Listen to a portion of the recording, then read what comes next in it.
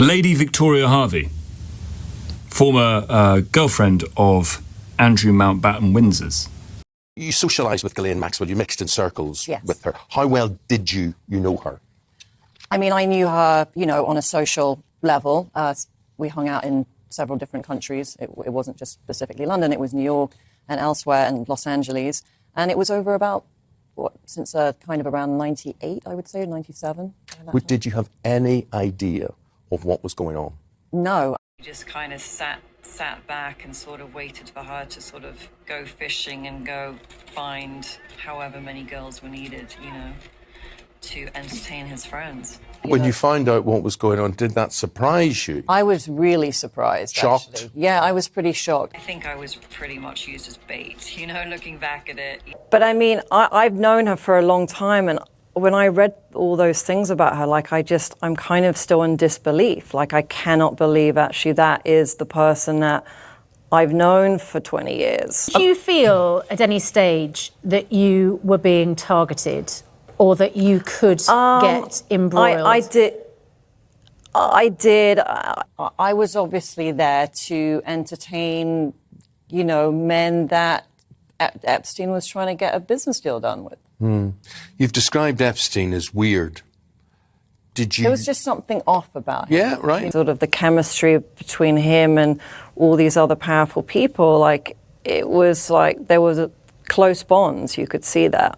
Did he have any charm, any modicum of charm? Not really. He wasn't a particularly social person. Did Trump, Clinton, and Prince Andrew interact with him?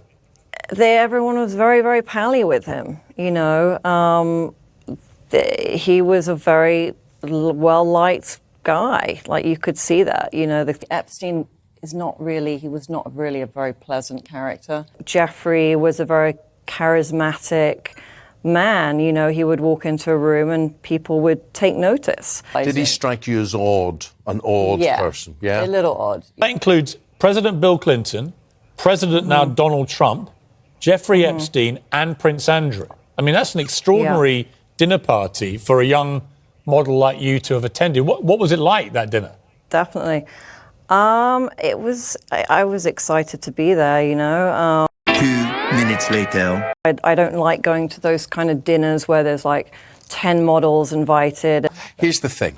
You get someone like Prince Andrew and he goes and stays with Epstein, or anybody who's invited. He was a smokescreen, basically, for all the real abusers. You dated Prince Andrew briefly. Tell us about that. It was not really. I mean, we had a couple of dinners together. And let's talk about this famous picture, the picture that ultimately a lot of people say really implicated Prince Andrew. And I've actually seen the original, and it's Epstein's head. Andrew said in an interview to the BBC, quote, "That is a picture of me. It is definitely me."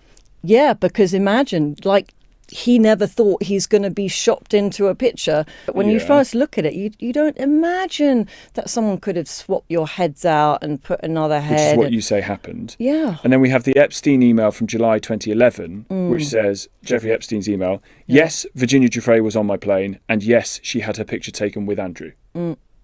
Well, so, because I still believe Giuffre and Virginia worked together on this.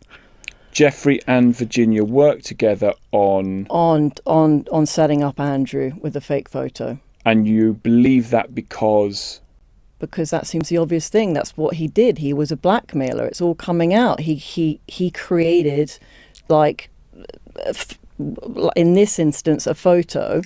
Why would you use as blackmail with a fake photo that could easily be proven? It hasn't. No one's proven it except, like, people that I know. No one's still saying it's fake. But all the people that the BBC at the time of the interview went to the experts in photography to say, is this fake? Yeah, but what experts? What is everyone believing Jeffrey Epstein now? You've provided no evidence to the contrary. Just tell me, is everybody believing Jeffrey Epstein as a Bible verse now? I think people are believing Virginia Giuffre. Really? What, because she's dead? Not because she's dead, because it is overwhelmingly likely the case that this is a real photo. He really was there. He really did have her arm round her waist. And he's not being honest. I think what I would love you to do another time is to try and recreate that photo and see what the arm does, because that I can't show it because it's very private, but Andrew recreated that pose, and the arm, it's what impossible. What do you mean he recreated that pose? Standing like that with somebody else. And he did a mock-up of it? Yeah. Where? And the hand, it doesn't work. No one's seen it. This is a private thing. The way he's standing, it's impossible, Tom.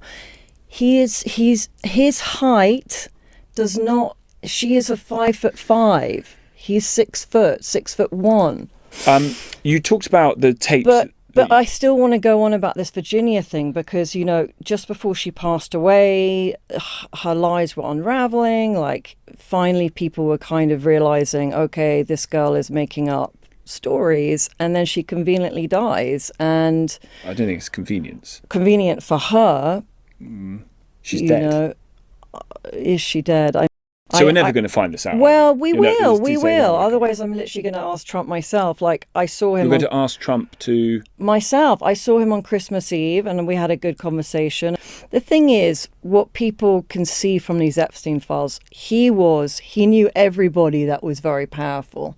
So, like, if you were on the scene and you were powerful, like, to be honest, like, if you're not in those files, it would be an insult. Because it just means that you were a bit of a loser. Right, so the people who aren't in the files are losers. Yes. Okay. That's an astonishing attitude, isn't it? Your name in those files used as a kind of barometer, yardstick, measure of success, of power, of wealth. That those of you listening now who have built your lives with your families, going to work every day, earning an honest living, you're not on private jets, you're not on private islands, you do it with dignity, you're the loser. You're the loser because you're not in this. I find that jaw-dropping, really.